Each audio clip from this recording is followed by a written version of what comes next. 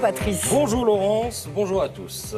C'est un peu routinier en ce moment, peut-être la torpeur juillettiste y est-elle pour quelque chose. Toujours est-il que Michel Platini se prépare à annoncer sa candidature à la présidence de la FIFA, où il briguerait la succession de Sepp Blatter. François Hollande est toujours aussi impopulaire, malgré ce que le Figaro appelle son activisme.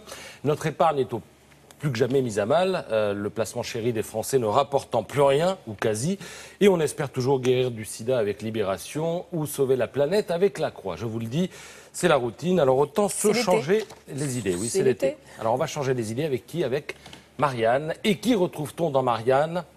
Nicolas Sarkozy. Vous allez voir, c'est l'exemple type de ce que l'on appelle l'effet boomerang en communication politique. Vous montez un plan béton censé vous magnifier, vous passez au tamis de la vérité et vous finissez broyé par les réseaux sociaux. L'histoire, la voici.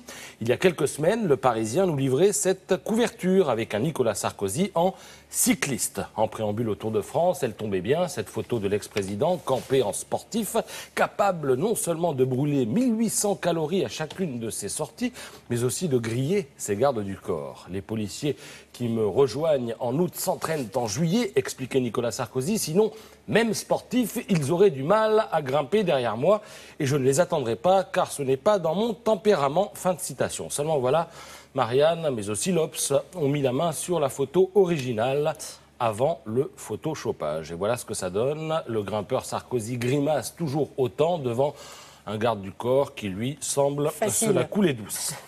Alors, bien sûr... Bon, il a peut-être 20 ans de moins aussi. Oui, donc, hein. Oui, bien sûr, sans doute. Et puis, on peut faire dire, évidemment, ce que l'on veut à des visages figés par une photo, mais ce énième épisode de la communication politique nous enseigne qu'il vaut mieux tourner cette fois sa langue dans sa bouche avant de parler, d'autant que les réseaux sociaux se sont fait un plaisir de décortiquer l'interview de l'ex-président pour conclure qu'en vacances, finalement, il faisait donc des sorties quotidiennes de 120 km, ce qui paraît assez peu probable, même s'il a l'air d'apprécier l'exercice, on vient de le voir sur la photo. Alors dans la série, ça n'est pas tout à fait ce que vous croyez, allons faire un tour sur les marchés d'été. Nous avons tous une tendresse particulière pour ce moment si estival qui consiste à déambuler, panier à la main, parmi les étals colorés, à goûter les spécialités locales, à se laisser tenter, à acheter des choses dont nous n'avons pas spécialement besoin, mais qui nous font du bien. Alors ce n'est pas que Capital veuille vous gâcher le plaisir, mais vous devez savoir que les parasols du marché abritent souvent pléthore de contrefaçons. Si vous croisez par exemple ce savon de Marseille, célèbre pour ses huiles végétales, dites-vous bien qu'il y a de fortes chances pour qu'il vienne d'Indonésie et regorge de graisse animale. Plus les couleurs sont criardes, en fait, plus c'est suspect. Plus c'est chimique aussi. Oui. Ces herbes de Provence, elles, nous viennent tout droit de Pologne. Turquie. Non, Pologne. La France ne fournit que 10% des 500 tonnes écoulées chaque année dans l'Hexagone.